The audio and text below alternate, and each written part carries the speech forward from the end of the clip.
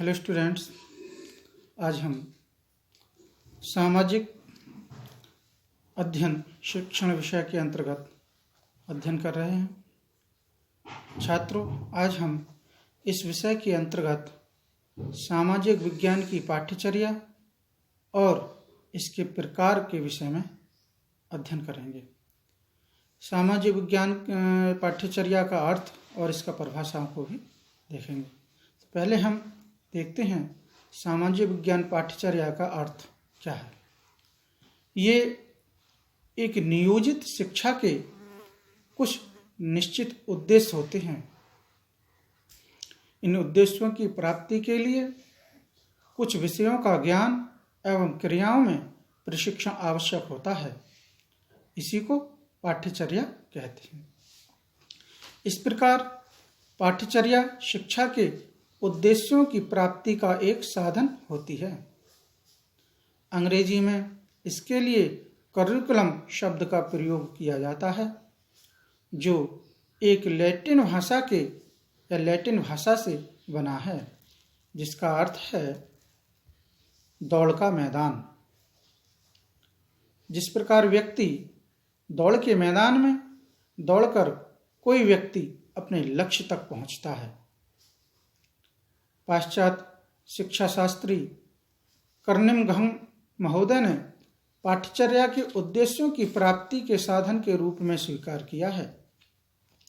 उनके शब्दों में, पाठ्यचर्या एक कलाकार के हाथों में वह यंत्र है जिससे वह अपनी वस्तु को कलाकक्ष में अपने आदर्शों के अनुसार बनाता है। प्राचीन काल से पाठ्यचर्या प्रायः बौद्धिक विषयों के अध्ययन तक सीमित रही है, लेकिन आज इनकी सीमा बहुत विस्तृत हो गई है। आज पाठ्यचर्या में वे सब अनुभव सम्मिलित किए जाते हैं जो किसी बच्चे को किसी शैक्षिक संस्था, कक्षा, पुस्तकालय, वाचनालय, प्रयोगशाला, कार्यशाला, साहित्य एवं सांस्कृतिक क्रिया मंच और खेल के मैदान से प्राप्त होते हैं।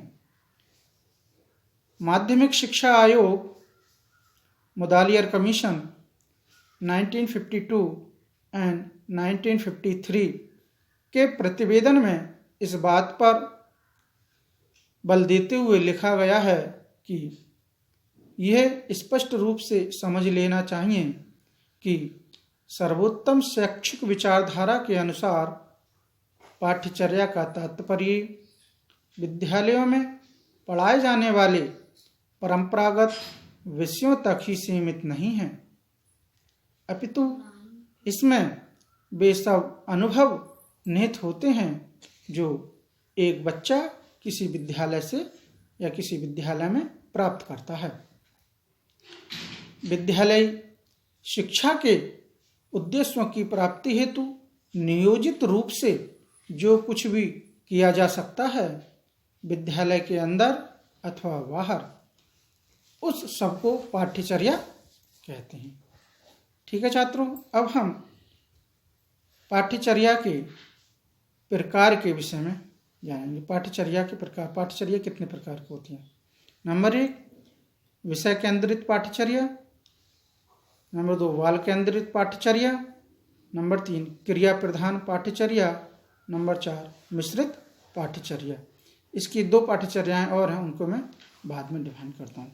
पहले हम एक एक करके एक पाठ्यचर्या के विषय में मैं बोलता जाऊँगा और उसके विषय से संबंधित बताता भी जाऊँगा।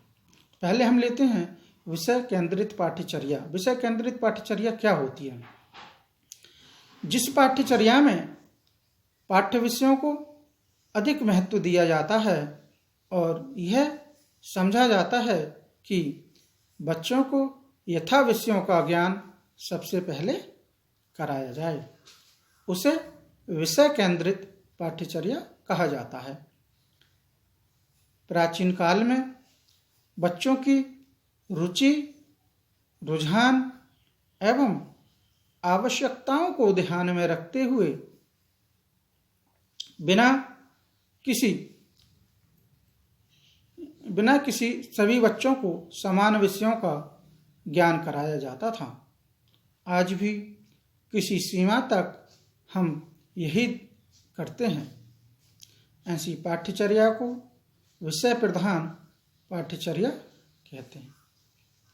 ठीक है छात्रों, अब हम देखते हैं बाल केंद्रित पाठ्यचर्या। बाल केंद्रित पाठ्यचर्या क्या है, किसे कहते हैं? जिस पाठ्यचर्या का निर्माण बच्चों की रुचि, रुझान, योग्यता और आवश्यकताओं को ध्यान में रखकर किया जाता है, उसे केंद्रित पाठ्यचर्या कहते हैं। ठीक है, अब हम देखते हैं क्रिया प्रधान पाठ्यचर्या।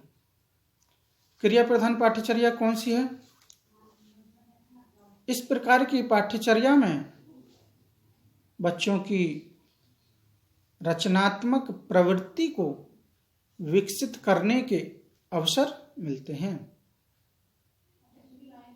और बच्चे करके सीखते हैं।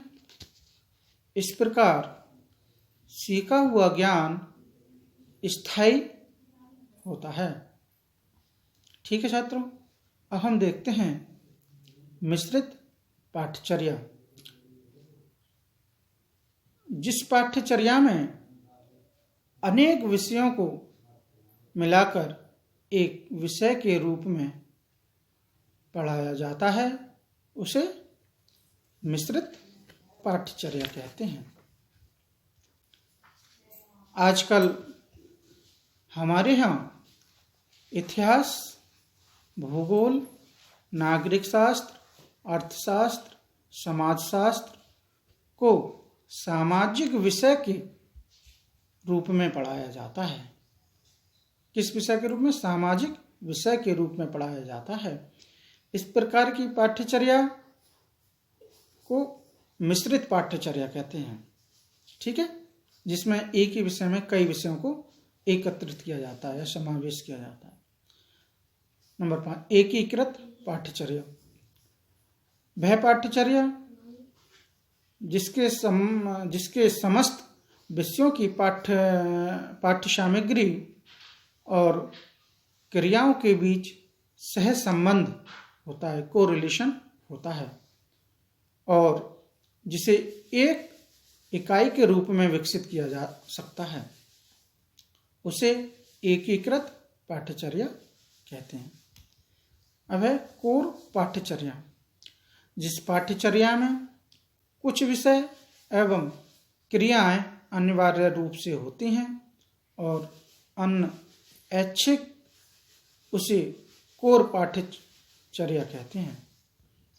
शारीरिक विकास सभी बच्चों का होना चाहिए। इनमें उनकी रुचि, रुझान और आवश्यकता का प्रश्न नहीं उठता। बच्चों को भाषा और गणित का भी सामान्य ज्ञान होना चाहिए, क्योंकि बिना इसके ज्ञान के वे इस संसार में योग्य नहीं बन सकते।